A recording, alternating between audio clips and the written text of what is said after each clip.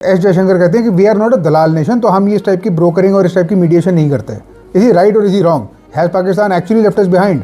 Here is the reality of the situation behind the scenes. If you understand what is really going on, here is what it is. Pakistan के बहुत close ties हैं Saudi Arabia के साथ। Saudi Arabia के crown prince MBS Mohammed bin Salman has been lobbying and pressurizing Donald Trump to continue the assault against Iran because Saudi Arabia fundamentally Iran के against है, Iran को एक threat मानता है उस रीजन में और वो नहीं चाहता कि ईरान की हेजेमोनिक पावर उस रीजन में बढ़े। Interestingly Mohammed bin Salman Saudi Arabia has a strategic defence agreement with Pakistan जो इन्होंने रिसेंटली साइन करी थी। इस एग्रीमेंट के तहत अगर सऊदी अरेबिया कोई थ्रेट होता है या कोई लड़ाई होती है तो पाकिस्तान को इन्वॉल्व होना पड़ेगा। इनफैक्ट पाकिस्तान का न्यूक्लियर अम्ब्रेला सऊदी अरेबिया के ऊपर है और कुछ लोग सऊदी अरेबिया में उसको इन्वोक करना स्टार्ट कर चुके हैं। दे आर सेइंग कि अब अगर हमारी लड़ाई आगे बढ़ेगी तो आपके डिफेंस एग्रीमेंट में you have to come into it and help us if required with nuclear weapons. अब Pakistan of course has realised कि ये तो बहुत गड़बड़ हो गई। कुछ लोगों की ना दोस्ती अच्छी होती है ना दुश्मनी अच्छी होती है। Now they are trapped actually, but they are doing is desperate act of diplomacy. ये mediation is just their way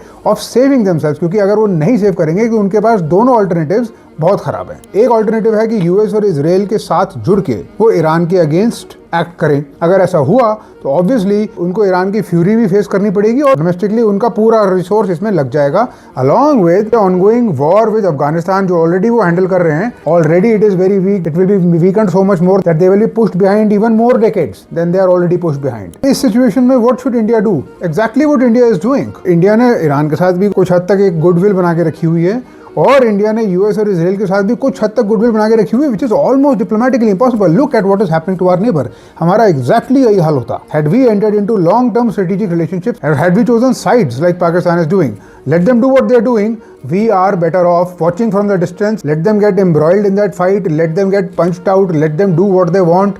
It is good that we are not in their position. The situation is exactly like a street fight. Street fight में अगर दो लोग लड़ रहे हो आपस में और एक इंसान बीच में मीडिएट करने की कोशिश करे तो कई बारी उसको भी 2-3 पड़ जाते हैं। That is, to put it in very colloquial terms, is precisely what might happen to Pakistan.